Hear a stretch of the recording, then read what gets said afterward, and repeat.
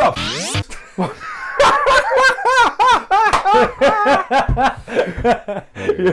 Here we go. Welcome to this week's episode of Listen to Your Coaches. I'm your coach, Mike Wilkins, here with Coach Will Morrow, and behind the scenes on the ones and twos, Max Jarrell. This is the first episode of 2025, and we are so happy to be here, thriving. All right, so today we're going to talk about a litany of topics. We're just going to bounce around, talk about some fun stuff. It's going to be a good episode today.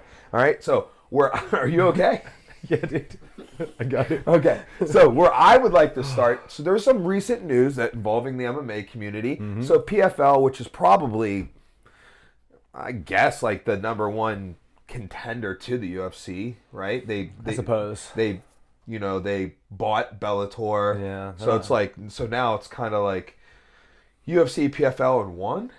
Is there somebody else that we should be concerned with? I mean, Ryzen. But I mean, I don't know if I've ever watched more than one Ryzen card. So. I think it's one of those deals where it's huge in Japan, but no one here knows about it. Kind of the way Pride was back in the day.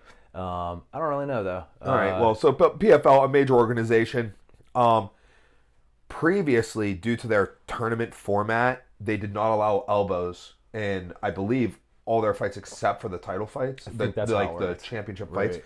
So they would do like a regular season where you would have two fights, and depending on how you did in those two fights, you received a certain amount of points, and the top four people, well, actually earlier seasons where 8 made the playoffs, but of recent seasons, the top 4 people, whoever had the most points made the playoffs, and you're seeded 1 through 4, and then you fought through the bracket to the title, and whoever won was $1 million winner.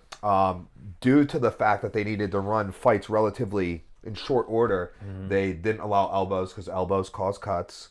Those take time to heal, and you could win a fight, with a big cut and then not be able to move on to the next fight. Well, they have announced that starting now in 2025, every PFL fight will allow elbows. Thoughts? Love it. Why? Why do you care about elbows so much? I'm a big fan of elbows. Well, better question, why do I care about the PFL? I don't really. So damn, bars. I think the PFL is doing a terrible job, dude. You know what? They're not doing a great job of getting me super interested. Well, I mean, all right, let me ask you this. A year ago, was Bellator like on your radar? Was it in your Instagram feed? You know Absolutely. What I mean? Like it's. Yeah. Do you hear about PFL that much? As much as you did about Bellator? Me either. I really don't. Even the Francis Ngannou fight, like. Yeah, you probably found out about it like me either. You probably found out about it like 2 days before it happened, right? Yeah, like, that's pretty this much. weekend. And also think about this, right? Like, so you knew about Bellator and what's going on and stuff. We don't know about it now. I've seen things about like some of the fighters being like they're not promoting it well. Like I don't want to go and fight in an empty arena, Yeah, I've seen a lot of that. And now, also do you like that? The Bellator do you like guys. that? Like it's like kind of like the UFC basically kind of has no competitor right now.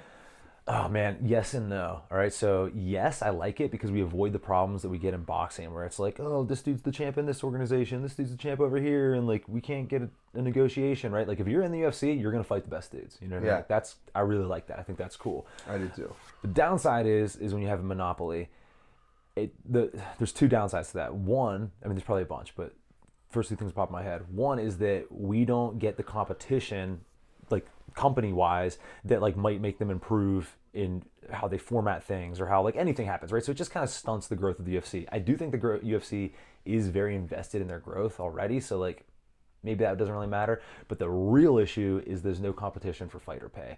And then they can just, if the UFC is the only organization, they can be like, yeah, we'll just give you like 1-on-1 for your first fight. Yep. And what are you going to say? You know? So, right. I don't know. There's pros and cons to it. But yeah, man, PFL is not doing a great job in my mind. No. I think I don't know how I feel. Like, I mean, I would like them to do a better job. Yeah. That's what I would like. But I do kind of like how like the NFL is the NFL. Right? Like there's a lot of benefits to that. That's it, right? You know what I mean? Like there's other professional organizations, but they are significantly like a lower tier. Mm-hmm. Well, hold on. That's not a great equivalent either because we're the only country that plays American football. What about like the NHL, right? I assume, I don't know anything about sports, but like I assume they're like the top hockey or maybe NBA, probably a better example, right? Yeah. Yeah, they're getting paid well. I don't know. I don't know. Well, back to elbows. Neither here nor there. I really like elbows being introduced into every fight. I think it's like, a critical part of the sport. It's a tool that is able to be used both on the feet, in the like it's so that everywhere. If you look at if you look at MMA, you categorize certain positions, right? You've got your like distance striking, you've got your clinch grappling, clinch striking, and then you've got your ground grappling, ground striking. Elbows play such a big part in every position. Everything but range striking. Yeah, everything but range striking. Like you see them with takedown defense, utilized very effectively. And some of like the best parts of MMA come from elbows. Dude, I mean, this is outside of MMA, but just a good example. We even see it kind of, I guess it's not exactly outside striking, but like on those blitzes, you know what I mean? Because if someone's blitzing in and you just decide to stand your ground, if you throw a right hand, you have to time it at the outside of it. But if you throw an elbow, you can get them like a little bit closer. Think about, did you see, I don't know why I'm asking this, I think I know the answer, but did you at least see the highlight of Superlek knocking out Haggerty? So it's exactly that. Haggerty like blitzing in with a 1-2, blitzing in with a 1-2, and then Superlex just got the timing. He even showed it one time before it. And then Haggerty, blitzed in and boom, crushed him with a big elbow and put him out. So be nice. All right, okay. Shout out to Chip Snyder. I like bloody fights. I like bloody fights. I don't dislike bloody fights. I think I like bloody fights too. Dude, I think it's one of those things. It's such a powerful weapon. To take it away is just like not cool. Like it changes the game. I don't like it. You know. So, a good thing or a thing or two about how powerful elbows can be in fights. I do. I think you might have broken an orbital bone or perhaps two in one fight. Perhaps, Perhaps in Bellator. Yeah. I am kind of sad that Bellator is like fallen off because like that was like pretty like a highlight point of my career. But it's actually kind of cool. So you know how like me in particular, right? Like I'm such a Pride fanboy. And like there's nothing you can say about Pride where I'm like, oh, it sucks. Like I just love everything about Pride, right? Bellator went out like still kind of like doing well. It's not like they like really started doing poorly and they didn't have any good fighters anymore. Like they just got absorbed. So we can always remember Bellator like in such a fond light. You know what I mean? It almost makes it better long term. You know what? I hope you're right, because initially I was like, oh, that's sad. Like like pretty much like one of my main career achievements is just gone. No, now it's immortalized. Yeah. All right. Well, let's hope it stays like that. All right. So where should we move next? Dude, I would love to talk about CJI too. Let's talk about CJI too. So it's for our jiu-jitsu people. If you're a hardcore jiu-jitsu fan, you definitely watch CJI 1. Dude, if you like entertainment, you should be interested in CJI. It was the best jiu-jitsu tournament I've ever seen.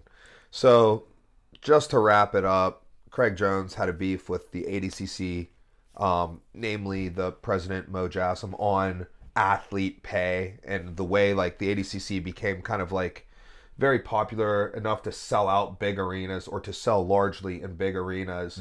And then they were using primarily that profit to like, I guess still promote the sport though, like go to bigger arenas. And Craig Jones's beef was that we can stay in this arena. It's still a really good, like, 11,000 seat arena, which is like perfect for what we're doing right now.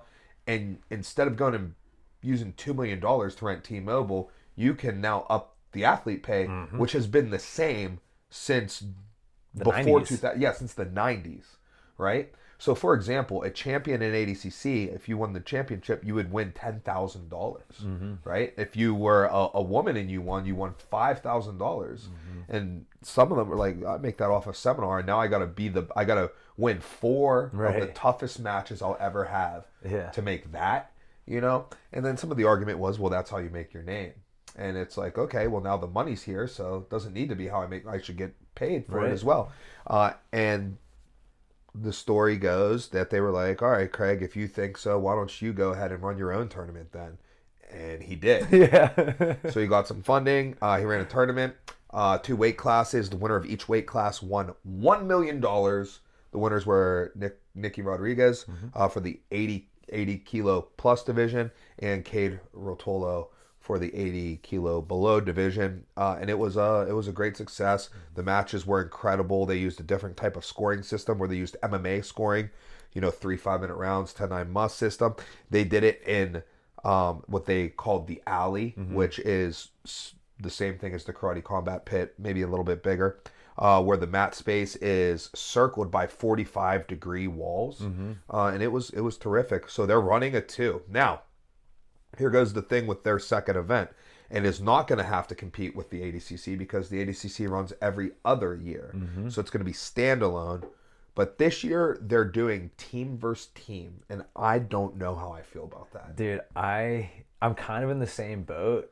I think it's interesting, but like I wouldn't want them to do it every year. You know what I mean? Like maybe like they do 1 year it's individuals and then 1 year individual team. You know what I mean? Like they could alternate or something like that. I've been thinking about this. So Mike and I were talking last night about this, which is hilarious because like one of the reasons we have this podcast so we can just like have the conversations we normally have. Like oftentimes we'll be talking like, oh, no. But like, also, save it for the pod. But also, how much time do we spend just on the phone just talking about this stuff? Yeah. It's ridiculous. But either way, we were talking about this last night, and I have thought about it a little bit. As long as they don't do it every year, I think it's really cool. Well, also, hold on. We should explain it's quintet style, right? All right, so as of now, it's quintet style. Now, what quintet style means is like you'll have a team of 5, all right? So let's say I have a team of 5 athletes, Will has a team of 5 athletes. As a group, we have to weigh in at a certain weight, all right? Let's just say the 5 athletes have to weigh in at 950 pounds, okay? So, like, I could have a 150-pounder and then 4 200-pounders. I could have a 250-pounder, like, you know, whatever. The 5 of them have to be under 950 pounds. Dude, and then this is where you get some of those world's strongest man dudes. Yeah. And then you get a couple 100-pounders. All right, sorry, go ahead. No, I got you. So then, we'd have our athletes do matches, and it's not 1v1. Okay, so for example, let's say me and Will were doing a match. We were the first of our teams in quintet, and I submit Will. I stay in, and now I go against the next guy on their team. Now, let's say me and Will are going, and neither of us submit each other. It's a draw. We are both eliminated, and our next guys come in. So basically, like one person, and I have seen it. I've been in person at a quintet where I saw one dude take out a whole team. Really? Yeah. Who was it? His name's Fedor. Really? He's an Eddie Bravo guy. So it was 2022 Nogi Worlds. 10th Planet. It was in LA. 10th Planet did their Christmas party at during Nogi Worlds because everybody's going to be in town. So it's a great time to get like, 10th Planet Las Vegas, 10th Planet Anaheim, like all these. Right, yeah. Everybody's together because they're there for Nogi Worlds for the Christmas party. It'd be like having a Christmas party with all the Henzo affiliates, right? Yeah. It was Christian, myself, Harry Kitchka. We were with Renee Souza, and he was like, "Yo, let's go to the Christmas party." So we go to the Christmas party, and they're having an in-house quintet, like 10th Planet Oceanside versus 10th Planet LA, Sick. and like stuff like that. And this one guy, Fedor, I've seen him since on a couple tournaments, but he was the first guy, and he subbed 5 in a row. Dude, please tell me he was actually Russian and not... Oh, he's actually...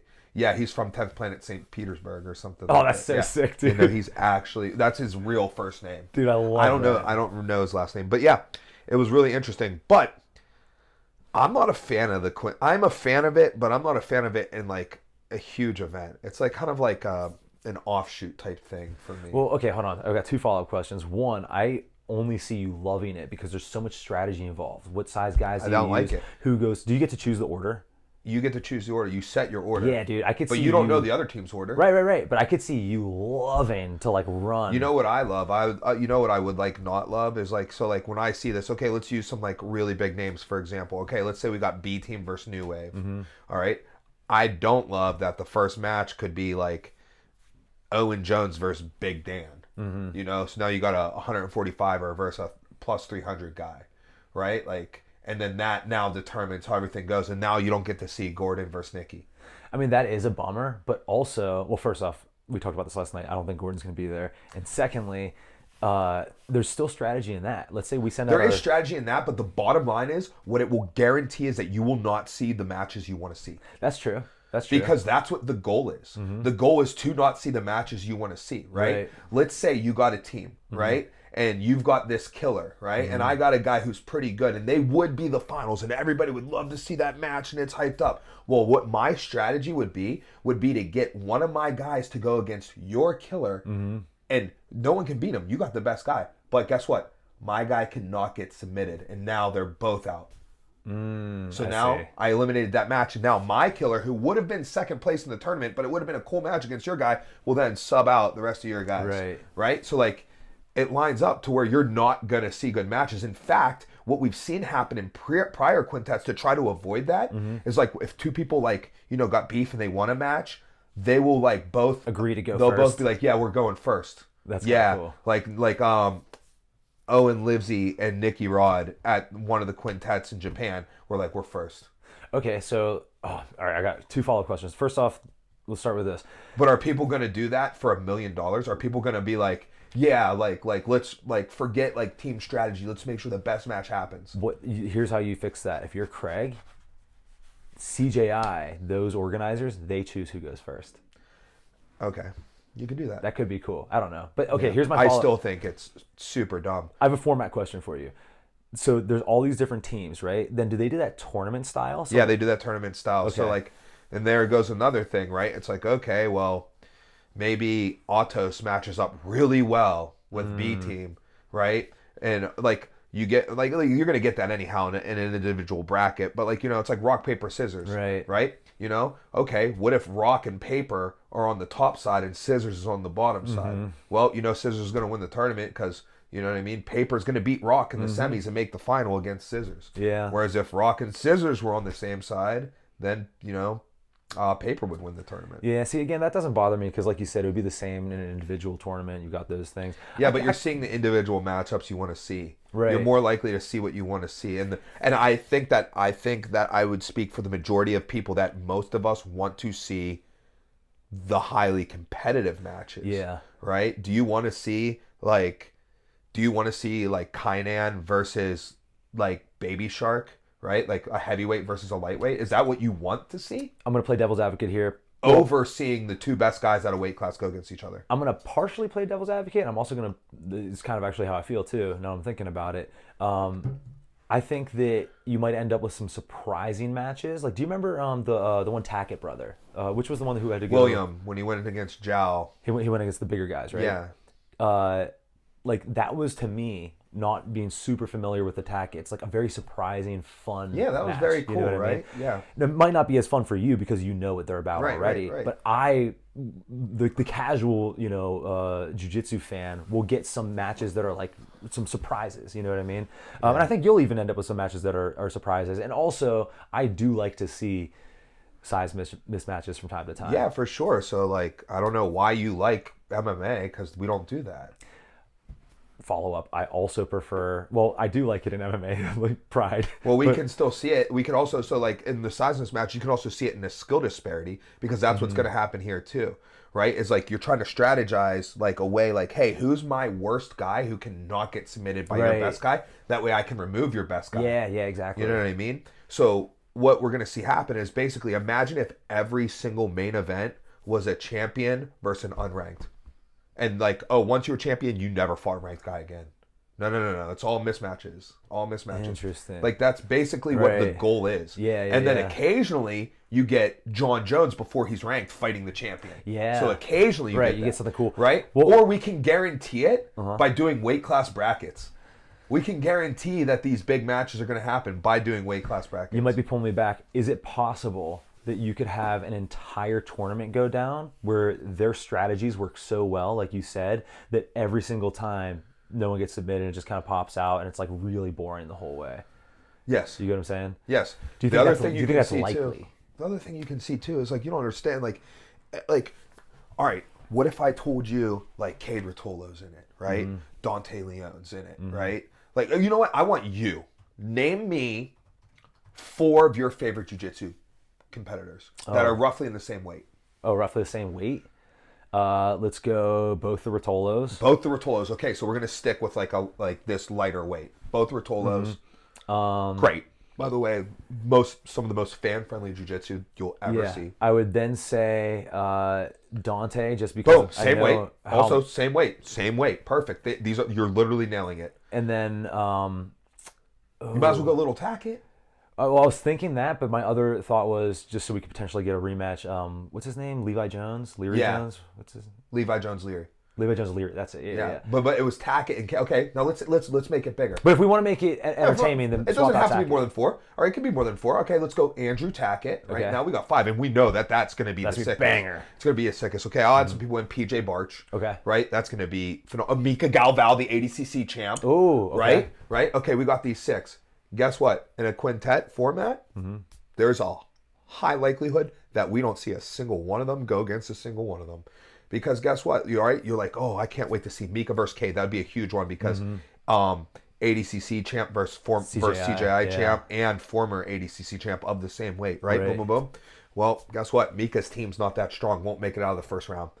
Yeah. You know what I mean? Yeah. So if Mika's team doesn't go against Atos round 1, you got no chance of seeing Cade and Mika. And even then, they go against each other round 1. They still might not see Cade Mika, right? And then if you do see them, you might see a fresh Cade off of a 3-match Mika where he had to beat Ty and Hulk Barbosa. So now you're not seeing like the authentic Matt. You're seeing like, like imagine making somebody go run a 5K before fighting an MMA fight, right? Like, do you want that? Do you want to see, like, what's an MMA fight you're excited about? Okay, let's say this next main event for the next pay-per-view, right? Islam versus Arman, right? How would you feel if Islam had to go run a 10K, right, and then go into the K? Do you want to see that? No, you don't. You want to see them both at their best. Yeah. I was about to say, I bet with Islam it wouldn't make a difference. But okay. But I get what you're saying. Though. Yeah. It would. It would. Yeah.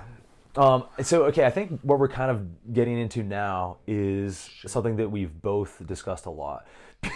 The chair's tipping, brother. Go ahead. You can just our podcast. Let me get it out of my system. Whatever, do your thing. We're talking about purity of sport versus entertainment, right? Here goes what I'm trying to say is I get purity of sport entertainment. I am foregoing purity. I am willing to forego, especially in the growth of jiu-jitsu, I'm willing to forego some of the purity for the entertainment, right? For the growth of jiu-jitsu to make it also sustainable. Yeah. That's important to me. I make a living off of jiu-jitsu, right? Like, I've got no backup plans, right? If jiu-jitsu ceased to exist and die, like, I'm twisting wires, dude. Hating it, okay? So I need jiu-jitsu to do well. Yeah. So I'm willing to forego some of the authenticity of the art for the entertainment. What I am trying to get out is, in my opinion, the entertainment will take a hit because of this format. You'll get some, like, you're just rolling the dice on if you're going to get that entertainment. Exactly. Whereas in a weight class tournament bracket format, it's much more likely. It's much more likely, right? And one of the downfalls to the most recent CGI or CGI 1 was that there were only 2 weight classes, right? But there were 16 per weight class. Okay, if you want to guarantee more high quality matches, if you want to and this is me because, like, I love big brackets. I think that determines the best athlete, right? And I think that's how you get up and comers chances. But if you really want to kind of secure like the best matches, do more weights, only 4 people per weight. You invite the top 4. So now you got Ty, Cade, Tackett, and Dante, or you got Mika, Cade, right? And now you can do more weights. You can get some women's weights in there. You only got the top 4, so you have less matches. That was one of the things day 1 was like went from like 3 p.m. to like 2 a.m. Right? It was like tough. And you're more so. There's less probability of the matches that we are trying to see happen not happen. Right. Another part where I can maybe play devil's advocate here. Would you say that one of like the key parts of like jiu-jitsu in its modern form, Brazilian jiu-jitsu, whatever you want to call it, part of its ethos, is the idea it's one of the few martial arts where size discrepancies matter less? 100%. So I guess, again, if we're just playing devil's advocate, we could talk about how like that's maybe an opportunity to let that shine. I don't know. I think that is an opportunity to let that shine. But here goes one thing I do got to say is when you see the matches where the size disparities matter less, they're not the most fun matches. Yeah, that's a good point. You know what I mean? That is a good point. Right? Like, the fun part of it is like, I can't believe that little dude was able to hang or win. Right? It's never like, holy crap, that match was insane. Yeah. The matches that you see are insane are the back and forth, like big competitive, big move matches. And you get that back and forth struggle of wills with athletes closer in size. Yeah. You know? No, you made some good points. I was kind of 50-50 on it, and as we started talking about it, I started to really lean into it and think that it was going to be cool. And now I'm understanding what you're saying a lot. With that said, I do think, oh dude, this is getting back to kind of like the entertainment thing. I think that jiu-jitsu, if it's sub only, is one of the few combat sports that is truly a sport because it's now objective, right? Whereas like MMA, I don't think is a real sport. Not MMA nerd, sorry, that's not like a, you know, a badge of honor to be a sport. It's an awesome competitive thing. I love it. I don't care about real sports, but again, I think it has to be more objective. I'm also fine with it being entertainment based, right? I think that's pretty cool. But I think that what I said in the beginning holds true. I think you do 1 year where it's brackets, and then you do 1 year where it's quintet. I think if they do quintet this year, I think they'll never do it again. I can see that too. Because, okay, here goes what I would say. We did brackets last year. Mm-hmm. They're going to do quintet this year. Mm-hmm. I'm not 100% sold that they really are. I mean, dude, Craig could be trolling about literally anything. I don't think he's trolling about it, but you also got to get all these teams to buy in. That was one thing I asked you last night. Right? Like, do you think now everybody's so like he wants. I believe they want 8 teams, right? And I believe the winning team gets $1 million. I don't think it's $1 million per athlete. Right. I think it's $1 million, right? So then on these 8 teams, you got to decide like, do we come with just 5 or do we come with more than 5? Mm-hmm. Right? Are you allowed to come with more than 5 so that way you can have backups? Because this is a tournament. Yeah. Right? You know what I mean? If you get your leg broken, now your team goes into the semis. With only a 4-man team versus a 5-man team. So there's that. You know what I'm saying? And like it's like, okay, so now we're splitting this 5 ways, 200K, 5 ways, and there's 8 teams in it, you know? So like I gotta rely on you for me to make money. Right. You know what I mean? Like it just starts getting a little dicey. So I wonder how stacked they can get it for that.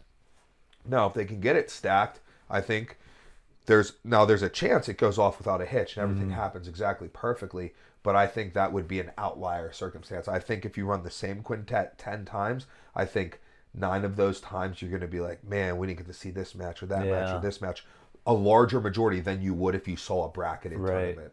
Right? Occasionally you see that with a bracketed tournament. This year at ADCC, everybody wanted Dante versus Mika. Right, in the 77 because they had a controversial match in the prior ADCC and Dante got upset first round by Elijah Dorsey. But we did thankfully get to see it in the open weight and then Dante strangle-locked Mika in the open weight. But like, you know what I mean? Like I just feel like we're going to miss out on what we really want to see. And I think that if you did do every other year, I think by year 6 they would never do quintet again. Maybe. I think there'd be enough data. Like, if you, completely didn't think about these things, I think there'd be enough data to be like, oh, man, once we actually see it in practice, we're like, oh, this ain't working out exactly like we thought. And honestly, that's one of the things I love about CJI is they can try stuff like this. If it doesn't work, hey, keep it moving, you know? It's not like... is that true? Is that true? If it doesn't work, keep it moving? Or is it doesn't work? Now we can't do next year. No, I don't think that's an issue. You don't think that's an issue? No, I don't. Because I think people will still show up to watch it the first time. So you think that if CJI 1 failed... You think they would do a CGI 2? No, that's not what I'm saying. Like, let's say that CGI 2, let's say it doesn't do as well entertainment-wise, right? Like, the show itself isn't great. The people who watched last year are still watching, right? But they might be like, that was disappointing. And then they could see them not doing it again. I don't think that it starts to be disappointing and people are like, oh, we go from, like, all the viewers in the world to nothing. You know what I mean? Well, I'm saying, like, do you think, like, devil's advocate, if CGI 2 bombs and they lose a shit ton of money, do you think they do CGI 3? Dude, it really just depends on where he's getting this money from. Right, well, okay, if it's a trend that we're going to lose money doing it in this format, you think they keep doing it as a charity? They're just like, hey, let's just burn a couple million every year. Did the first one, the anonymous donor, did he get that money back? Was it return on investment? I am not 100% sure on it. I believe so. From what was reported initially, yes. But then Craig said he had to raise the money this year. So he didn't get didn't get like a donor this year. I guess he had to raise it. I don't know. I don't know. Whatever. I mean, dude, it's not for another 8 months. So we got plenty of time to argue about it. I think we got the gist of what it is out there. Let's move on. One more question. The following year, does Craig do CGI same date as ADCC again? I think it depends. I think there's some possibility that Craig might run ADCC. Dude, that's so wild. All right. That would be wild. All right, let's move on. All right, cool. So, hey, sticking with some jiu-jitsu, we have Dante Leon versus Tommy Langacker, which will be on the next ONE Championships card, and on that same card, you got your boy, the chef. Yeah. He's on that card as well. Maxie, can we get the one Championships card pulled up, please? Before we dive into it, what are your thoughts on the one grappling rule set? I kind of really like it. Yeah, I mean, I like it. The only thing I don't like about it I don't think it's like the best ever, but I like it. Yeah, the only thing I don't really like about it is that it takes place in a ring most of the time. Well, it just takes place in whatever it's going to be in. Hey, where's this one? Can you scroll up, Max? Let's see if they say where this one is. I know it's in Thailand. It's in Lumpini, so it's going to be in a ring. All right. Don't love that. Also, the main event is an MMA fight, so like that's dumb. But oh no. Okay.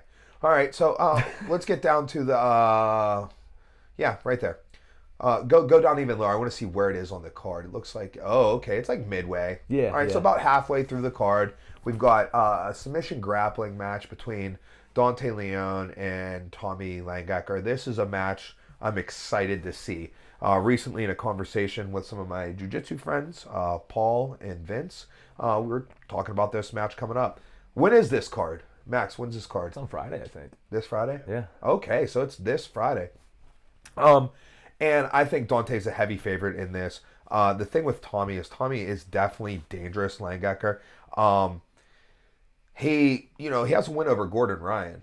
Really? In the gi at purple belt. Oh, okay. Okay. But, he's an ADCC vet. He's definitely good still. He's very good. I think he won maybe like IBJJF Euros, probably won at trials and stuff like that. He's very good, but he doesn't really have the credentials that Dante Leon has. Like Dante being a ADCC weight class bronze medalist and ADCC open weight bronze medalist, being one of only 4 people from his weight class to ever medal in the open weight, which is the lightest male weight class to medal in the open weight, 77 kilo, which is roughly 170 pounds. A big accomplishments. Also, Dante, multiple-time IBJJF world champion, multiple-time IBJJF Pan American champion, notably weighed in at 170 pounds for the 215-pound division, and won that. So he's got a lot of credentials under his belt, and I do think that he has to be a heavy favorite. But Tommy is dangerous, which makes this match pretty exciting. One of the things that Langacker is also known for is eating leg locks. Dude, you'll be like, that dude's leg's broken. Yeah. And he's still going. He's still going. So, is Dante going to be able to, create the break? I think probably the best strategy here would be to use some, play some guard here, attack the legs, use Tommy's escape out of the leg. So, get into his leg entanglements, and on Tommy's way out, seek the back there and look for a strangle. But I'm excited for the match, and I'm going to watch the match. Yeah, that's cool. It is immediately followed. Well, hold on. I got a question about this real quick. Dude, is that true? Is Dante actually Canadian? Yeah. Oh, really? I thought he was from Ohio or something. His gym's in Ohio. Oh, okay. Adamus. Gotcha. Yeah. So Dante currently represents Pedigo Fighting Systems, the Daisy Fresh boys. But he has his own gym, Adamus Jiu-Jitsu, which I'm fairly sure is in Toledo, Ohio. And his segment of the Pedigo team at Adamus, very strong. Max Hansen's one of my favorite people to watch. Brad Schneider has my favorite instructional that I've ever watched, Crucifier. So, they got a lot. And his, younger guys are coming up real good. He's got a bunch of good, colored belts coming through. One of the coolest things about Dante is, his last match on one. So he wins that. And, dude, how long are these flights from Thailand? Oh, I don't know, 30 hours, something like that. Yeah, dude. The next day, he was in Cleveland coaching. Remember when I went to the Cleveland Open? He was there, and I was like, "Is this possible?" Dude, it's like a 30-hour flight. That's so nuts. And you were in Thailand. I mean, I guess if you go direct, 12 hours you ago. Could make it you know what I mean, 20 or something. I don't know, dude, but it was crazy. That's nuts. But yeah. Okay. So.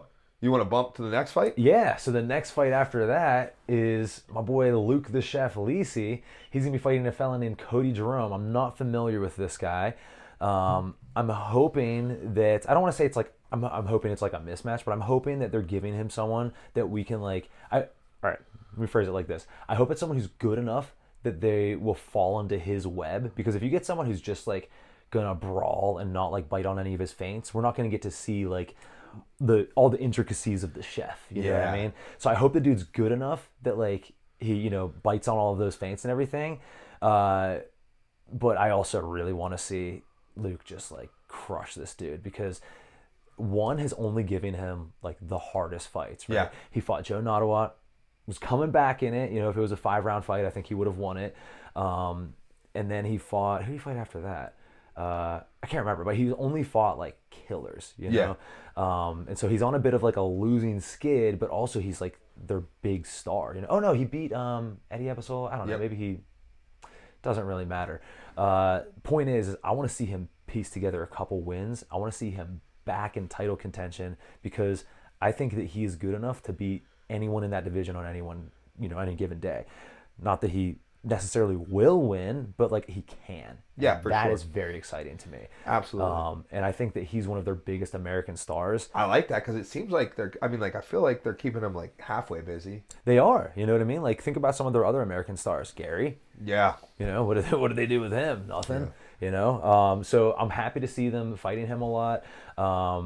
You know, apparently like the Thais seem to like him, at least based on what I'm seeing through the TV and how much they're cheering for him and everything. And just like he's very like appetizing to watch. Oh yeah, dude. Like he's skilled and he's super tough. Like that's and he's rare... like it just like it looks pretty.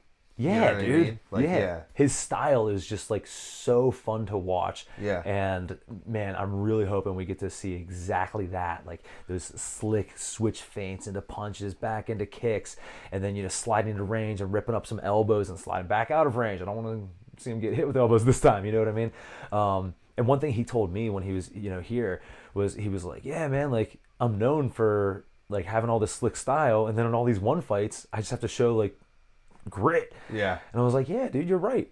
I want to see some slick stuff. So I'm really hoping that this guy, Cody Jerome, who I'm sure is fantastic. I'm sorry, I don't know who he is. That's Muay Thai for you. I'm really hoping that he is willing to play that outside game, and then slowly you'll just see the chef like just get steps and steps ahead. And the more and more that he bites on those feints, the more we're going to see him take over. So my prediction is we're going to see a second round TKO or KO win from the chef. And then if Nottawat loses his title fight, maybe we get that rematch. If he wins that, he's got a title fight, and then we could see Chef as the champ. I love that. Dude, love it. I just want to see that boy cook. All right, cool. Let's move it on. Take us back. Are there no other one fights you're excited about? All right. Okay, hey. Other events this weekend, I'm going to be heading to Michigan. What are you doing in Michigan? Grand Rapids, Michigan. Going to Daniel Gracie, Grand Rapids, Team Kohai. I'm going to be doing a seminar for the good people of Grand Rapids, Michigan. Who are you going with? I've got a squad with me. I'm bringing Claire Butterfield, who is doing a women's only seminar that will lead into my seminar. So that's going to be really exciting. The 2024 Most Improved LTYC Fighter of the Year. Yeah, that's right. LTYC Most Improved Fighter of the Year, which is surprising being how good she already was entering 2024. But she's also Pan Am bronze medalist in the adult brown belt division. So they're gonna have a treat in store for them to learn from her. And we're also bringing some friends with us. I'm bringing Vince with me to be my partner, and Claire is bringing Erica with her. So yeah, squad of us going out to Grand Rapids. This will be my third year doing a seminar there, and it has been a blast every year. Year one, I debuted my cement mixer, you know, like in seminar format. Right. You know, the tried and true cement mixer passing system. And then year two, Cody wanted it in the gi, right? So I did some belt grip guard and then some worm guard, you know, get some like fundamental friendly stuff and then some flashy advanced stuff. That seminar had 108 attendees at it. I thought it was 111. It was 108. It was the sickest. We were out to eat after, and we take the group picture and just like blow it up, and then like trying to count and be like, like you can't. Yeah. Start like marking everyone's face. Yeah, like, put a little 1.2 and just like, dude, it was just insane. I've just like never been to any. I've never even been to anything like that, let alone it be like to learn from me. So Yeah, Diego Gracie Grand Rapids is definitely one of my favorite places to be. I'm really excited to get out there this weekend. Super sick. Cody, I promise you I'll be up for a seminar very soon. Will's trying to take a summer month. Cody got me pigeonholed into the winter times. I'll take summer. Yeah. All right, cool. So let's keep it moving. Hey, we got some fun fights coming up for our own people. We've been talking about a lot of great fights. So why don't we talk about Brody's big fight coming up? Finally, we got someone who will fight Brody. We had a really hard time, getting someone to match up with him. People just didn't want to fight him. And it's also hard to find people with that much experience in, amateur Muay Thai in the States. But finally, we got a guy who's down for it, right? He wasn't down to come to PA because of the rule set here. So we're going to New York. No headgear, no shin guards, full rules, just some elbow pads and no knees to the head, unfortunately. But regardless, we're going to see a great fight.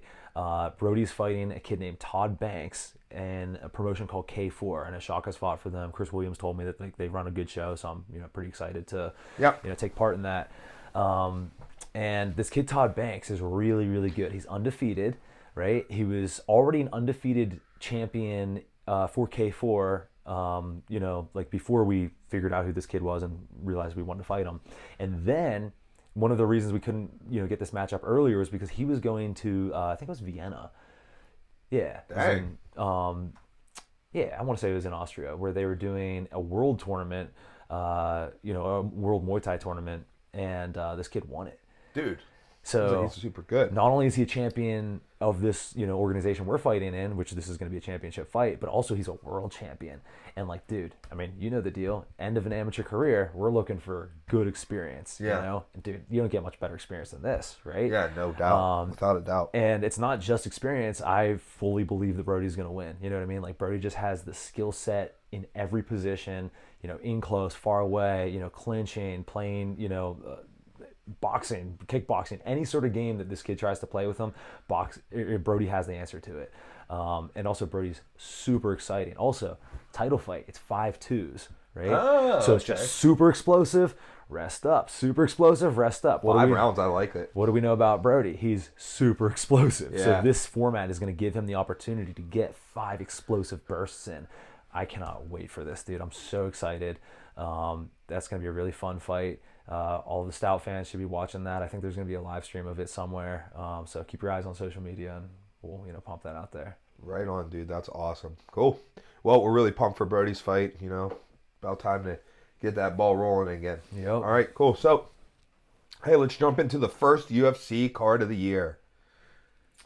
Max is going to pull it up for us. So, the main event, Mackenzie Dern versus Amanda Ribas. 2. This is a number 6 versus a number 8 ranked fight in the women's strawweight division. Wow. The lower ranked fighter is the favorite. So, Max, can you tell us about their first fight? I wish I remembered it a little bit better. Man, it's tough. Yeah. Tough to get called on and not have the answers, dog. Max, hold on. Let's dog on Max. I'm ready to dog on Max. So, Max... All right, we need a new logo, right? So Max is working on redoing our logo. This dude, right? All right, I'm going to explain to you what this dumbass logo was. So he sends us this picture of basically, it's like an idea for caricatures. That. And he's got this freaking short guy and this tall guy. And I didn't even respond, dude. And he knew.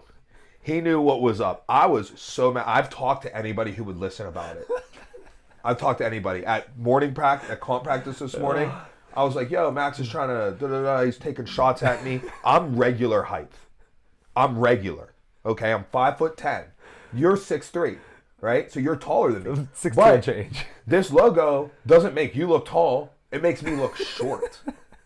Right? So I'm not too pumped about that, especially because, Max, how tall are you? 5'7". 5'7". That's, you know what that is? Below average. All right. Okay, so neither here nor there. Max is still alive, surprisingly, but we're gonna move into this fight. I'm taking Mackenzie Dern, 100%. She's a dog, the dog, putting a unit on her. Okay, we're gonna disagree then. I'm gonna take Ribas. Okay, why? No good reason. Yeah. Only because in Dern's last fight, I was so not happy with the striking that I'm like, that's got to get exploited. Dude, you're right. That was bad. Like it was. All respect to Mackenzie Dern. She's done some really incredible things in both. Click on Mackenzie Dern, Max. Jiu-jitsu and in MMA. But like, dude, the striking was like. Go down. It bothered me how bad it was. And all due respect. All the way to the bottom. There. All right. Load them all up. Load them all up. Oh, my goodness. She won her last fight. Oh, but then she was on a 2-fight skid. Keep going down. I'm trying to see what the... Also, if I remember correctly... Dang, how many fights she had since they fought? It was 2019. Oh, my Lord. I bet you Mackenzie Dern won then. If I remember correctly... No. Lost the decision. Lost a decision. I think the Hill fight was like really close, potentially robbery. Maybe I'm just mixing that up with some of Hill's other, very close potential robbery fights.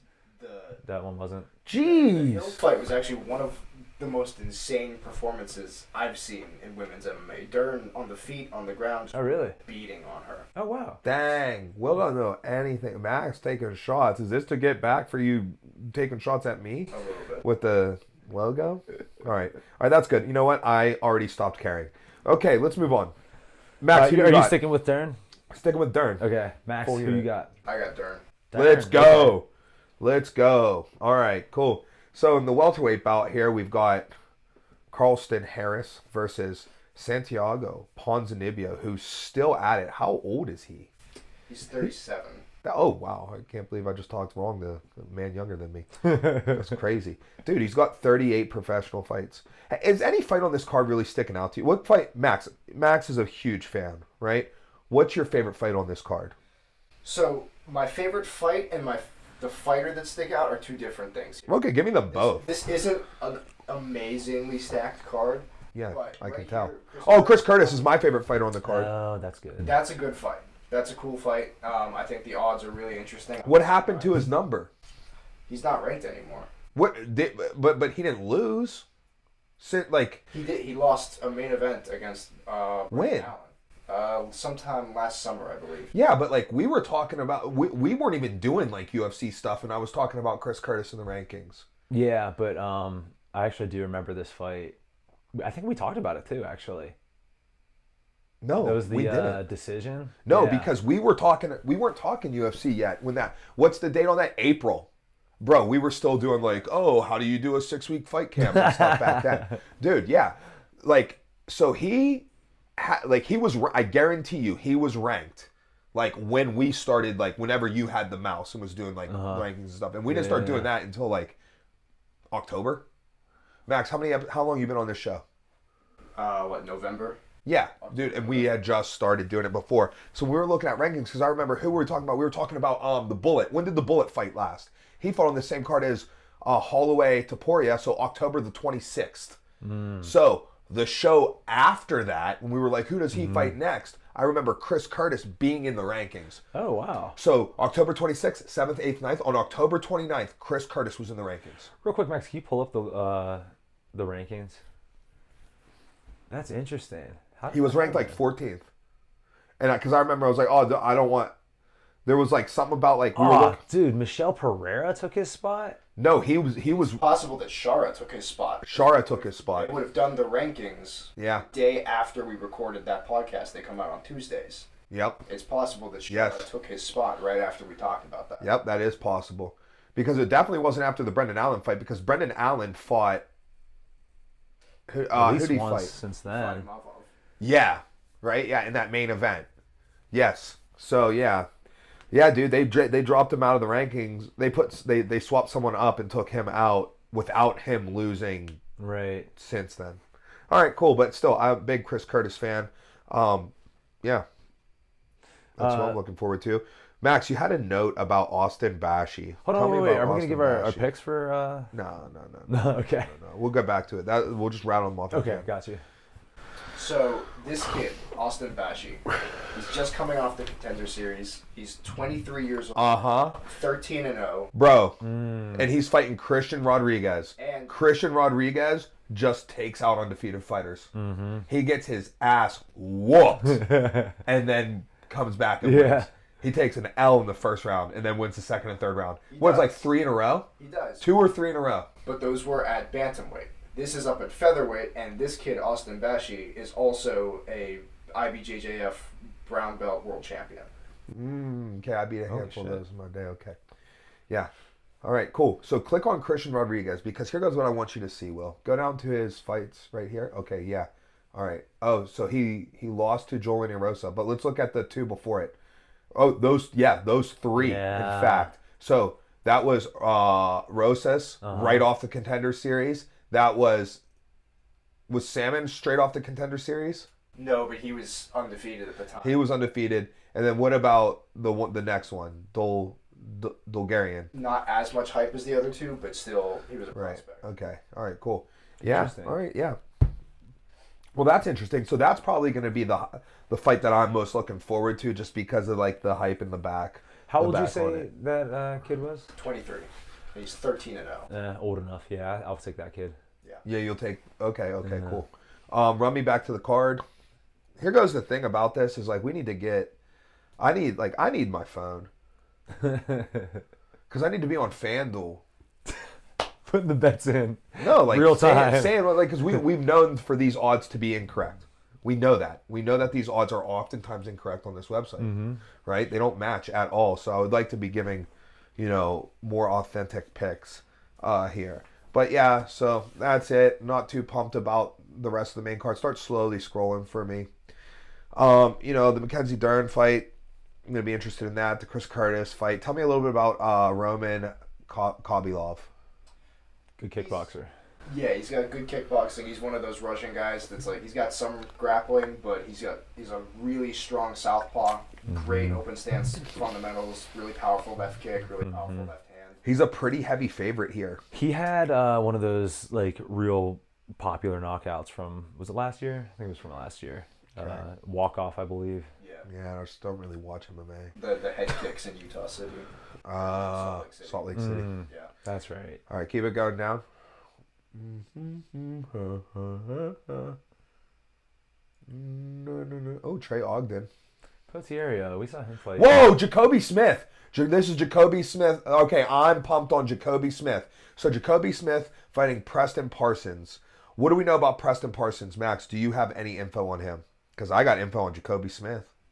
I think the info is that Smith is probably going to win this. This is a good entrance for him off of the Contender Series. So Jacoby Smith coming off the Contender Series. Jacoby Smith. A lot of times I'm wearing an Oklahoma State wrestling sweatshirt on the pod. Oklahoma State alum. Wrestled for them. He was a 174 pounder. He was an All-American.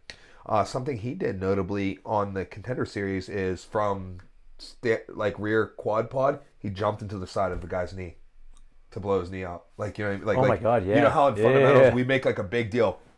We make a big deal in the training room. Take care of your training partners. Make sure nothing to the side of the knee. You don't throw your hips in there. Yeah. He did. Just like straight up intentionally, like not going for like a scissors.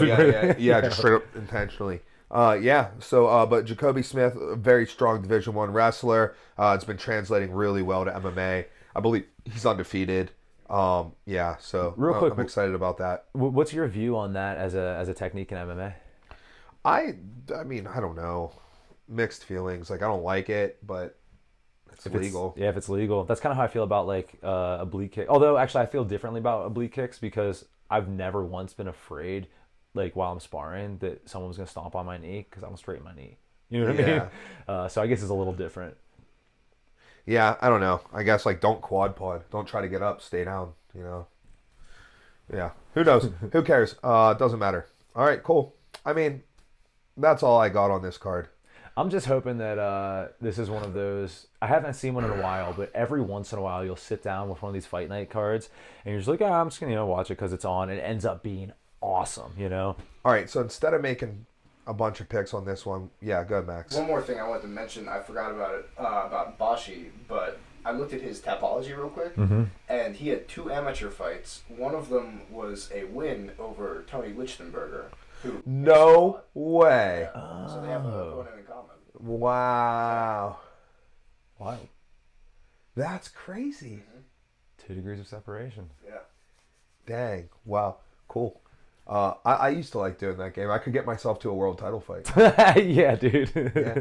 I beat Eric Calderon, who beat Corey Hill, who fought Nate Diaz.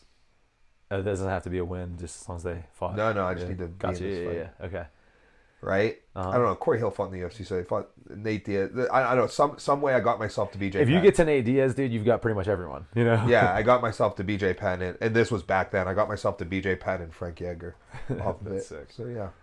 Small world. Small world. All right, so people we're looking out for, we're definitely got our eyes open for Austin Bashi. We're looking at Jacoby Smith. We're really interested in the Chris Curtis versus Roman Kopylov fight. Honestly, the winner of this fight's going in the rankings. Yeah. That's all there is to it, and that's the bottom line. Santiago Ponzinibbio, he was out for an extended period of time. I mean, like, this dude was a player back in the, like, Rick Story, Charlie Brenneman days. Like, about Rick dude, Story. like, whenever I was a young pup dreaming of the UFC, he was in that shit. And then we've got the main event of Dern and Ribas 2. Yeah, and that's a ranked fight in the women's strawweight division, a 6 versus an 8. Do we want to give picks? Because I think we might have some opposite ones. Yeah, go ahead. You guys, I'm only gonna make picks on fights that I want to make picks on. Yeah, that's cool. Okay, so you 2 have Dern, I have Ribas. What do you guys got in the next one? I'm gonna go Ponzinibbio. Yeah, I'm gonna go Ponzinibbio. Very tight for me. I want to, but he has been out for a while. He hasn't fought recently. Yeah, right? he has. Oh, he's been back. Oh, okay. Yeah, click on him. Yeah, did he win? No, he lost to. Oh, gross. Bro, I'm not betting on this fight. I'm not betting. No, I'm abstaining. I'm not picking. I'll go with Harris on that if we were, but if we won't. Changing to that. I didn't realize how long it'd been. I'm abstaining.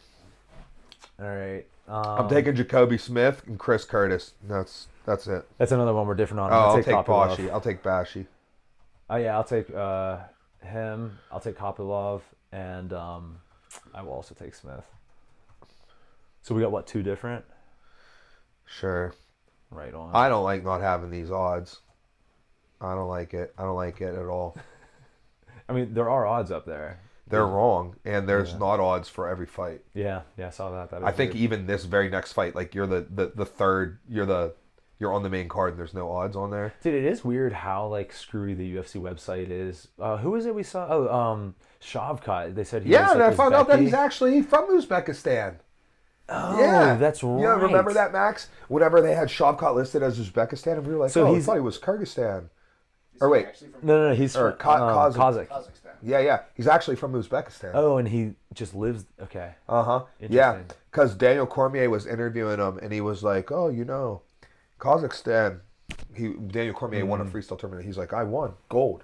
I do remember this now. Yeah. And he goes, "Win, dude." And then he's like, "Oh, 2000." So he's like, "I was in Uzbekistan," and he's like, "Oh, I won there too, gold, first place."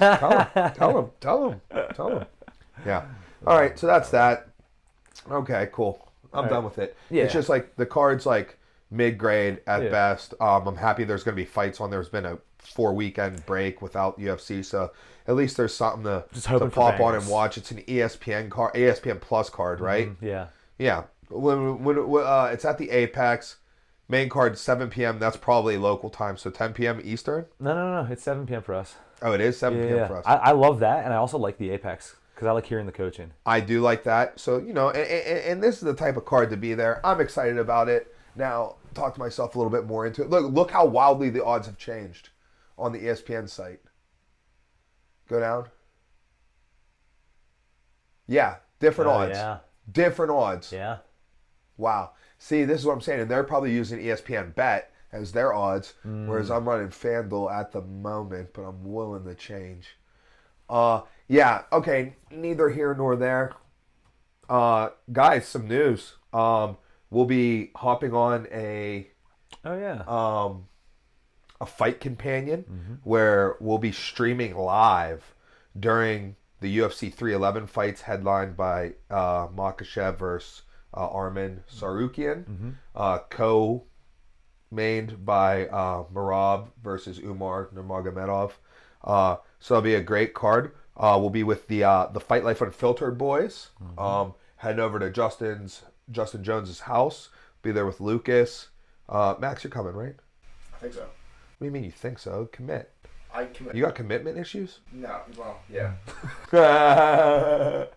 Right on. Cool. All right, yeah, so like look forward to that. Next week we'll be, talking about that card probably fairly in depth. But I got one more topic to finish us off on. No, we got two. Two. Oh, we got two more topics. Oh God. I need a time. It is 2:35. Good. Let's go. Run it. You want to do run it? Yep. End of year. in that order? Okay, so we're gonna make some predictions on who we think is gonna be the champion in every weight class at the end of 2025. All right. Mike, would you like to start us out? No, I would like to not start us out. I would like the rankings up during this. Oh, for sure, we're gonna need that. For sure, we're gonna need that. All right. Let's start with women's strawweight. Okay.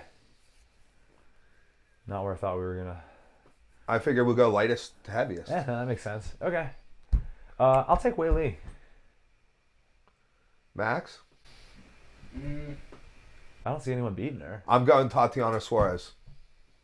I'm gonna go Suarez too. That's a good pick actually. I literally skipped down to like 5 and I started looking there. But yeah, no, I think that could be a tough fight for actually. Yan could be a little bit of a hard fight. Actually, yeah, there's some interesting fights. I'll stick with it though. I'll take Wei Li. All right, we got women's flyweight. Oh man, I'm gonna run Shevchenko. I don't think they're gonna give Grasso another crack at it within this calendar year, so I'm gonna stick Shevchenko. Does she have one scheduled? No. No. Okay. Yeah, I'll stick with Shevchenko as well. Although she's what 38, but she's so good. I'm bullet.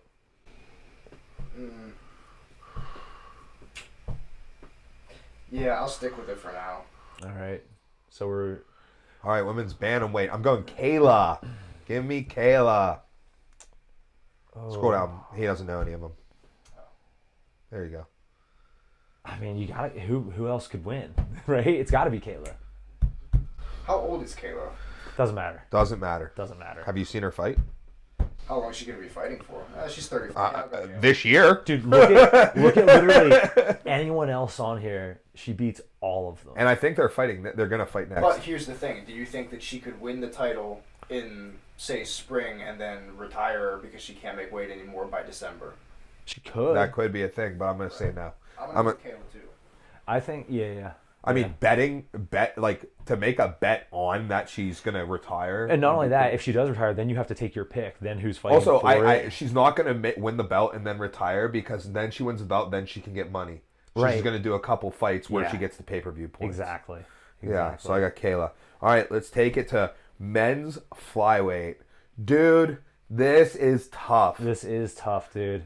I'm gonna here goes the thing. Like, if anybody's gonna unseat Pantoja, it's gonna be Moreno. But I don't know if Moreno's gonna get the fight this year. With that being said, it's like, who is gonna get the fight? If anything, I could see Pantoja moving up, which he wouldn't relinquish his belt on his attempt up. I'm sticking with Pantoja. I was so impressed with Pantoja versus Asakura. I'm sticking with Pantoja, going bell to bell champ. I agree. Man, this is a bummer because I wanted some that were different, but I 100% agree. We've gotten into some trouble betting against Pantoja. I have had multiple times where I've underestimated him, and I'm not going to make that same mistake. I think he maintains the title. He's a little bit older, but again, I don't see that being an issue. Like, he's got it. Yep. Max, who you got? I'll stick with Pantoja for one more year. Pantoja as well. All right, in the bantamweight division, I think Umar Nurmagomedov is going to take the title, and I think he is going to hold it for the remainder of the year. I think he'll take the title, probably have to fight, I don't know, like maybe O'Malley, Sandhagen, somebody like that. I think he'll win the title, and I think he'll fight in like the fall Okay, so let's map this So out. he'll win it. He'll win it and get a defense. Yeah, I agree 100%. I think that it's going to be Umar. But let's map this out real fast. So he's going to fight Merab. We think that he's going to win. Although I did hear that he had like a broken arm that hasn't fully recovered. I don't think it'll matter. But so he wins that, and then they're going to do O'Malley Sandhagen probably, right? I don't know. And then what do they do with Jan? Maybe, I don't know. It doesn't matter. I think he wins both his fights this year. So so let's say he fought then the winner of Sandhagen O'Malley. Do you see either of them beating Umar? Yeah, I think they could all knock him out, but I think he's more likely to win. Yeah, I agree. It's so hard to bet against that camp. Yeah. All right, yeah, I'm sticking with Umar. Max, who you got? Taking Petr Yan. Oh, okay. Right on. on. All right. Willing to be wrong to say your favorite fighter. Cool. I don't even think he'll get a title fight to be the champ. He could. Away. Yeah, he's one win away. You think he's next after? You think he gets the winner of Merab versus Umar? Is what you're saying? I don't. Because whoever wins out of Merab and Umar is going to fight one more time this year. So if he's not that fight, he can't be the champ. I think there's an argument that he gets that fight. I mean, I don't know who else he would fight. I think that if Sean O'Malley fights Corey Sandhagen and Sean O'Malley wins, I think he guaranteed goes and gets the fight. Don't you think that they would do O'Malley versus Yan? You think? Because they want to. I don't. I think that's a win-win. Are you saying instead of O'Malley Sandhagen? Yeah. I think O'Malley Sandhagen. It's the title fight after Umar and Merab. I think if you wanted to be maybe more sport about it, but I think that the money fight, I think the exciting fight is O'Malley Sandhagen. Mm-hmm. I think that's the fight that's going to happen, and I think O'Malley wins. And if he wins that, there's no shot. If O'Malley wins one fight, he is the next. I agree. Here's the thing: I heard that Cejudo has a fight scheduled for like March or April. Doesn't matter. But he's on a lot. He's on a. I think that's going to be Sandhagen. It doesn't matter. Okay, it doesn't matter. He's if 38. O'Malley, honestly, I could see O'Malley getting the next title, getting the winner of this without having to win a fight. I could see that. I don't think that'll happen, but I could see it. I think he will have to win a fight, but yeah. Here goes my thing. If O'Malley, the next title fight, I believe, will include O'Malley unless O'Malley fights and loses. If O'Malley doesn't fight, or if O'Malley fights, no one else is fighting for the title unless O'Malley loses again. No, I can't make an argument against that. Let's make an argument against that. You know, I don't know. What's a good matchup here? Let's say they had like Jan fight Cheeto, and Jan smokes him, like relatively early in the year. Then they would give it to him. I don't think so. Really? I think they are dying to get O'Malley back in there. I mean, yeah, he is one of their huge stars. So right, I think that I'm just telling you, that's what should happen. Right. That's not what's going to happen. O'Malley will fight for the unless O'Malley loses against one of these guys, he will be the next title fight. All right, featherweight. This is where things get really interesting. This is tough. I'm gonna go. It all comes down to: do you believe Ilya is done at 45? That's really all it comes down to. I don't. Me either. Do you believe he'll be done by the end of the year, though? Nope, dude. How many times have we heard this? Oh, I'm done making this weight. I'm going up. Dude, I heard that with Jose Aldo, and guess what happened with him? He went down. Yeah, dude. Yeah. You know what I think? And dude, like I don't think the eye test. He's the smaller man in all of his fights. Due to that, I think Ilya goes up and loses, comes back down, and beats Evloev, and finishes the year as the champ. Interesting. I don't think he goes up. If he does go up, I still think he wins because he called out Oliveira, right? Doesn't mean that he'll get that. I thought he called out the champ. I'm pretty sure he said he wanted to fight Oliveira, and I think he beats Oliveira, to be honest. You know what? If that fight happens, I'm taking Oliveira. Interesting. I am. Interesting. But I think Topuria finishes the year as the champ. I agree. Max? So my pick is gonna be Ilya, but I'm gonna throw it out there that if Ilya does move up, I'm gonna say Diego Lopes. You can't have two. Well, you can pick one. My pick is Ilya. Okay, all right. And just to disagree with you, I actually don't think it'd be Lopez. I think that if Ilya leaves, then he has to fight who? Volk or... I think Evloev beats Lopez again.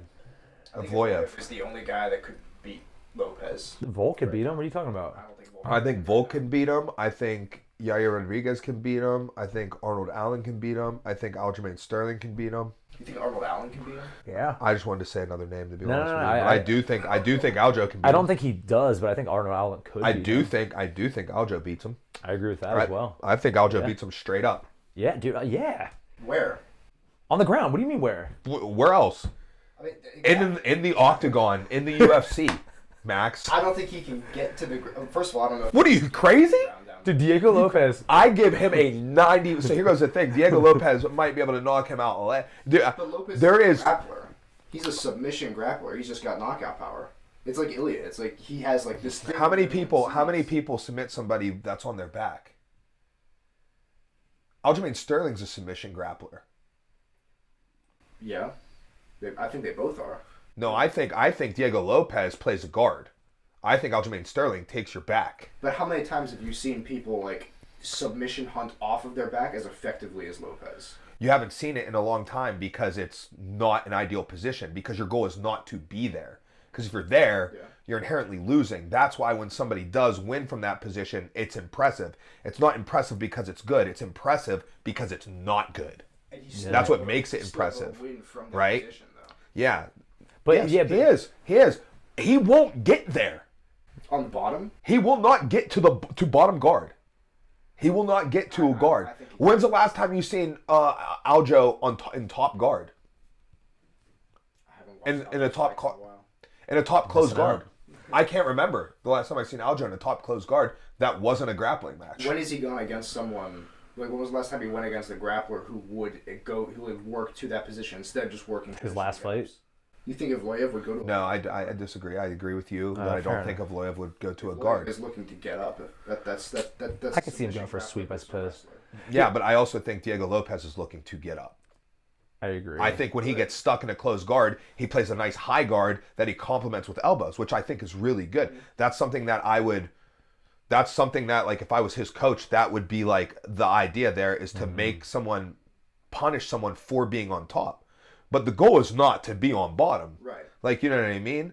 It's like, you ever see a Hail Mary in football, right? The Washington Commanders threw one this year over the Chicago Bears, right? A Hail Mary, right? It's impressive, right? Yeah. Does that mean you want to have to be throwing them? No.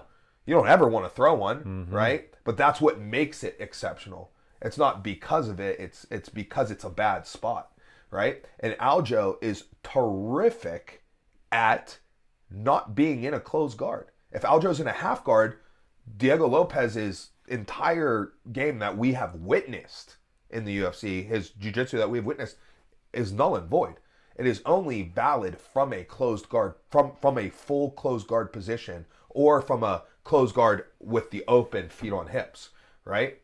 Aljo is almost never there. He's always in a half guard, or he's always chasing through to the back. How often is Evloev in a position? Well, we don't need to just use Evloev. Like, no, I'm just saying, I was able to get Evloev there multiple times throughout their fights, where he was Evloev, who's like a but Evloev, we don't. I don't have enough info on Evloev's past fights to see like how active he was at getting people's backs. But I've literally like Aljo is like known as a backpack. You don't get that. Aljo has such a resume for it, right? Like Brian Caraway, right? Like, do you even know who Brian Caraway is? Yeah. Right? He was a high-ranked fighter. He was ranked higher than Aljo, and Aljo put him in a full Nelson, right? Spent 3 rounds on his back.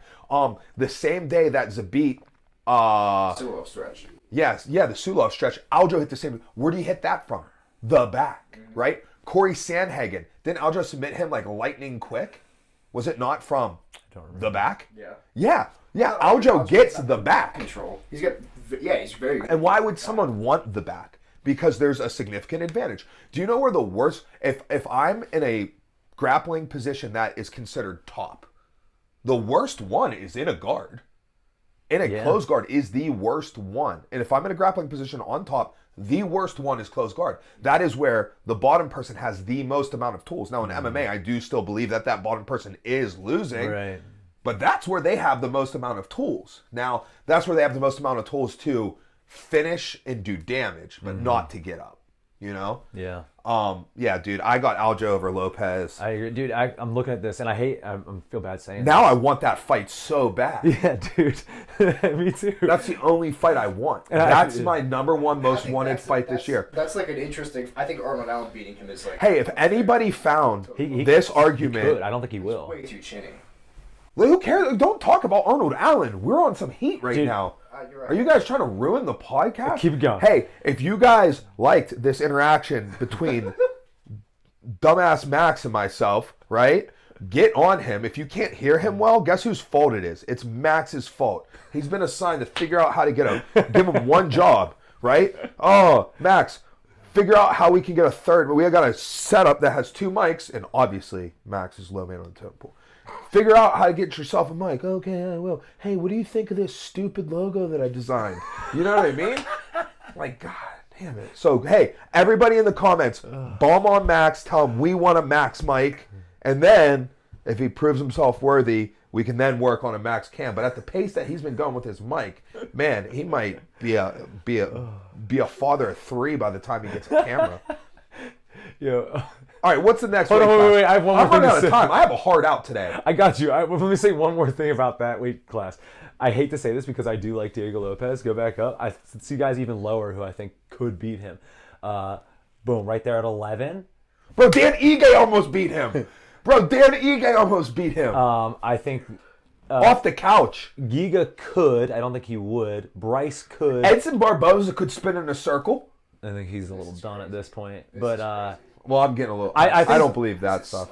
I really like Diego Lopez, so I feel bad saying this. I think he's as awesome as he is, despite how he's been fighting, not because... I mean, obviously because of how he's fighting, but you know what I mean? Like, he can be sloppy at times, and like that can... I mean, Jiri, you know, he did it, but that's a very different weight class. I don't know. All right, let's move on. We all think Taporia.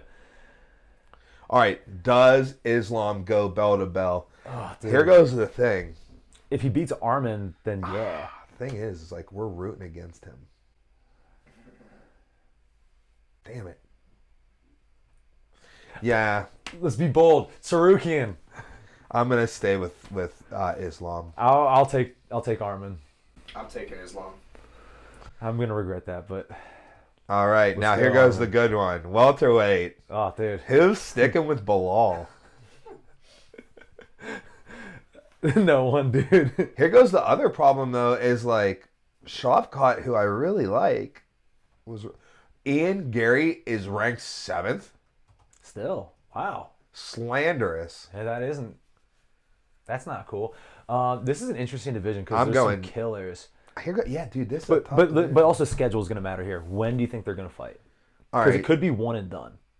No. He's getting 2 because if he fights before June, he'll fight again. What if he gets hurt? He won't get hurt. I mean, he fights hurt anyways too. Yeah. All right, I'm gonna go Shavkat.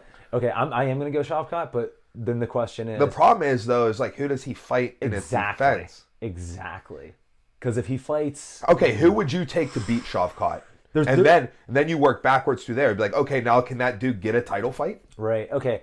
I don't have anyone who I would like take as a favorite, but there's a couple who I think could beat him. Okay. Dude, I'm going Sean Brady. Book it. Dude, yeah. Shavkat's win it, beating Bilal. Brady. Who's Brady fighting? I don't know, but I was going to say Brady. Fighting somebody in March? I haven't heard anything official yet. I think that he has the best If Brady chance. can get that Shavkat fight at the end of the year for the title, so Brady's got to do some pre-Shavkat work. But this is going to be my flyer. I'm going Sean Brady. Sean Brady will be ringing in the new year as Sean Brady is the champ. Oh, I want to agree with you. I'm still going to stick with Shavkat. That's a solid pick. I don't hate your pick. Max?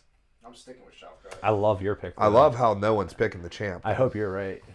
Dude, I mean, listen, I have no reason to dislike Bilal, but it's one of those things that's fun to just like hop on the bandwagon. All right, 185. Give me Chimaev. Dude. Oh, man. Okay, hold on. What's scheduled? Let's start with that. Dreykus and Strickland? Yep.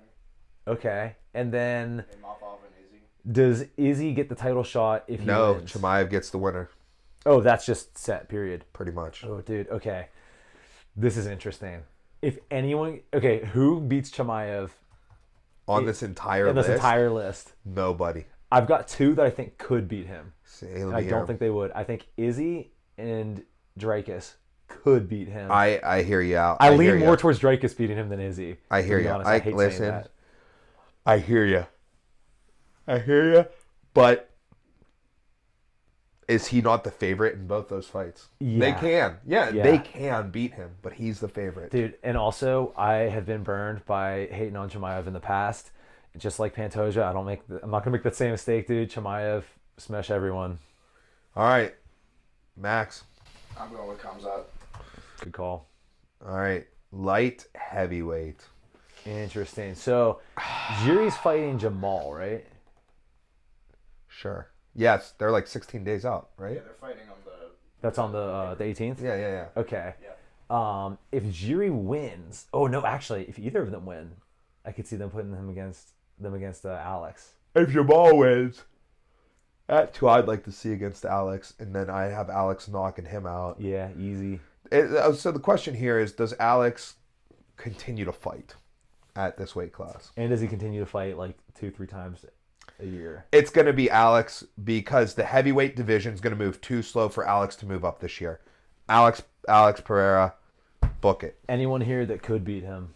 Nobody on the list could beat him. I agree. Yeah, no, I agree. You guys are both going with Pereira. Both going with Pereira. Who you got, Max? I don't know. I can't see him sticking around until December and still being... Well, here, scroll down a little bit, and I think it'll help you because, like, look at heavyweight. Like, the Aspinall-Jones fight, you think either of them is going to fight more than once this year? For the length of time it's going to take, I do think that the Jones-Aspinall fight is the next heavyweight title fight. Yeah. Right? Yeah. But when? That's the question. But when, right? So, if Aspinall wins, then he will defend this year. I was going to say that. If it happens before July. Yeah. If it happens after July, he's not going to defend again this year. Okay? So, maybe they get that fight done for International Fight Week now, but what you got to say is that Aspinall wins. Because if Jones wins, there's no shot. I don't care if they do the fight in March. Yeah. Jones is not fighting again in 2025. I agree with that. You don't think Aspinall will be more active? Yeah, I think that's what he's Aspinall saying. would. Oh, okay. That's what I'm saying. So you got to be banking on Aspinall beating Jones. And No, don't forget, we're not even talking about heavyweight. We're talking about 205 still. Right. We're talking about what would pull Alex up. And even so if that's Jones why did, I would say like the likelihood is Alex staying until 2026. And check it out. Even if he did go up and fight Jones, let's say Jones fought twice, he's still not giving up the lightweight title or light heavyweight title rather. You know what I mean? Yeah, book him. Yeah. Do you think Alex would try his hand at heavyweight before retiring, regardless? I think the right things would have to happen. You think he could retire without doing heavyweight at all? I do think he could retire without doing heavyweight, but I think that decision, there's no shot that decision happens this year. Maybe late, but yeah, no, I agree with you. I think it's going to be too soon for him to hop in. Okay, let's say he retires at the end of the year. When do they strip him? Oh, no. Is he not the champ until the next fight happens? That's not what I'm saying. I'm saying I could see him getting into the heavyweight division before the end of the year. But I could see that too. Oh, okay. Only against Tom Aspinall in like November at Madison Square Garden. If Alex Pereira fights heavyweight, it'll be against Tom Aspinall, November, Madison Square Garden. If Tom Aspinall beats John Jones early enough in the year. If John Jones wins, John Jones will then fight Alex in 2026. You know what? Initially, I did agree with that, but now I'm thinking about it. Jones is older. Maybe he would want to push the pace. No, Jones wants one fight a year. And I bet you the Alex fight would be his last fight. Interesting. I could see that. He said he's only doing one a year? No, he didn't say that. But like that's what you're feeling. That's what I'm feeling. That's what he'll beat Aspinall. I think Jones will beat Aspinall, and then I think he will beat Alex, and then I think he will retire. Interesting. That dude, wow, what an end to a GOAT career if he does that. Yeah, that's what I think is going to happen. All right, so Max, we need your 205 pick. I'll take Alex. All right, cool. Heavyweight, last one. Who you got? I'm going John Jones. I'm going Tom Aspinall. Let's get it. Aspinall. Hey. It's so crazy that you guys are willing to knowingly be wrong just to have a cool pick. Did you not just do that in 170? No. I think it possibly could happen. It possibly could. I think Tom Aspinall's chance of beating John Jones is in the less than 10%. The cool pick, knowing you might be wrong is what I did at bantamweight, not what he did at welterweight. What did you say bantamweight? Oh, yeah, okay. That's different.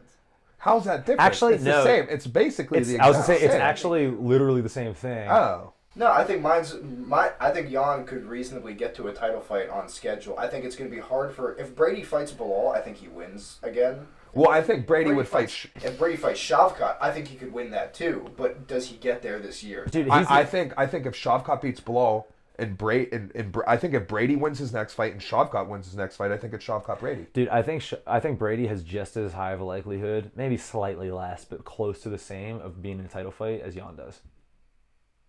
Here goes my thing. Well, here goes what I want to say. Okay, scroll it up. Go to the welterweight. We just heads up. We should wrap this up relatively. What time? Give me an actual time. It's just about 3. Okay, we're good. All right. So, who's getting a title fight before Sean Brady here? So, is Leon Edwards getting a title fight before Sean Brady? I don't think so, unless he beats Sean Brady for it. Kamaru Usman, I think is Usman scheduled? No, is Brady scheduled? I don't know why Usman's in the rankings.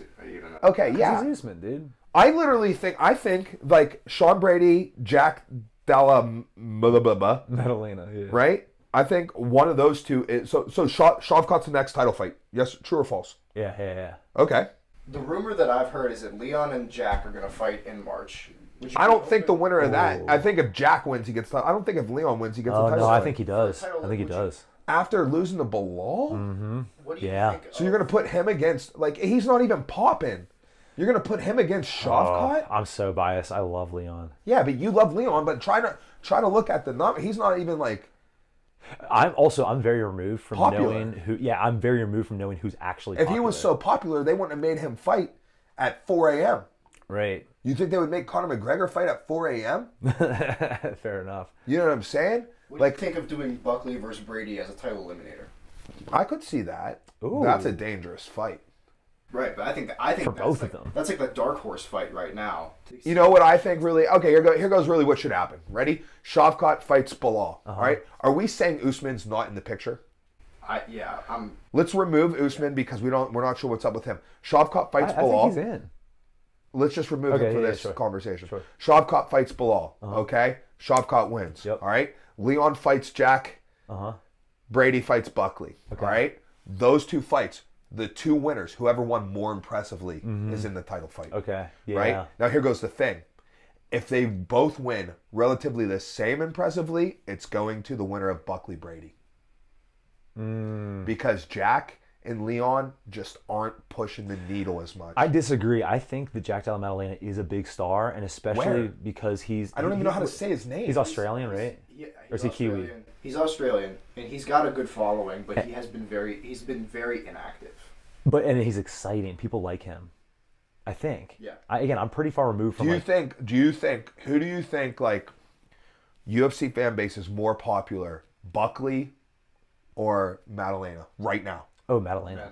You think he's more popular than Buckley right now? I think he's more popular worldwide, and I think the UFC is going to give him favorable preference, or they're going to treat him better. Even after Buckley just beating Wonderboy and Colby. Yeah, because they're trying to... Even after Buckley just winning a main event. They're trying to get more... Click on Maddalena. I want to count me how many main event wins he's got. They're trying to become more worldwide. Do you know of any main event wins he's got? Yeah, his last one. He just beat Burns. It wasn't a main event. He got no Oh, it wasn't? Bro. Oh. Yeah. Well, Come on, go. dude. Yeah. And that fight against Burns was kind of close. Who almost beat him? Burns almost beat him. No, someone else almost beat him. Oh my God! No way! Oh, that's right. Oh, bro, that's not. That good. was a split. And you know who he is? He's a CFFC guy. Yeah. Do you? I'm not like super familiar with him, but I watched this fight. You're familiar enough. Someone who Click on him real quick, bro.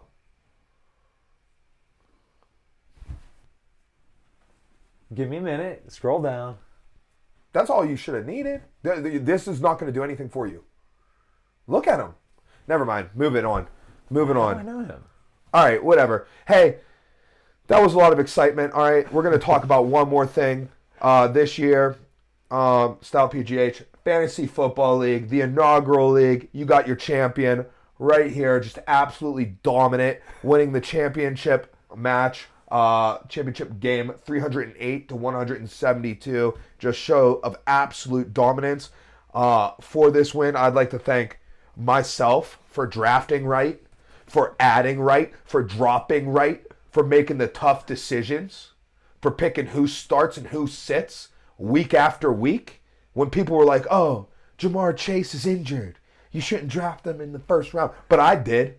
I took him with the 8th overall pick in the first round. A steal, I might add. So, your champion, Coach Mike Wilkins.